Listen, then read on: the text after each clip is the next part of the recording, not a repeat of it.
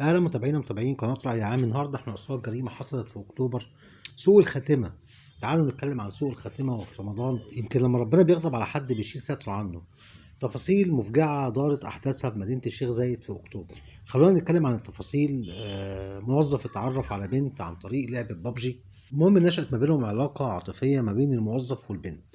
دارت بعدها محادثات على الواتساب وغيره. بدأ الموظف يتردد على منزل الفتاة من أجل إقامة علاقة محرمة. وفي إحدى المرات تناول الموظف جرعة كبيرة من المنشطات الجنسية، وأثناء العلاقة شعر الموظف بإعياء شديد ولفظ أنفاسه الأخيرة داخل حمام الشقة. وبعد فشل الفتاة عشيقته في إسعافه، الفتاة أبلغت القوات الأمنية بوجود جثة داخل حمام شقتها.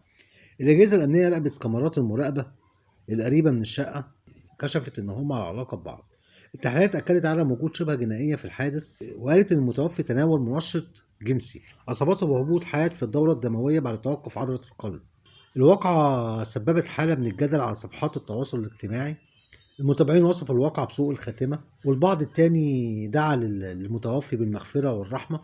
الأجهزة الأمنية أودعت جثمان الموظف بمصلحة المستشفى حتى يتم التصريح بدفنه. انا بقى منتظر تعليقاتكم انتوا على الواقع. هتعلقوا تقولوا ايه؟ انتوا تدعوا له بالرحمه ولا هتتكلموا عن سوء الخاتمه؟ ربنا يعافينا ويعافيكم يا رب ويبعد عنكم كل شر. جرايم بتحصل في ايام رمضان.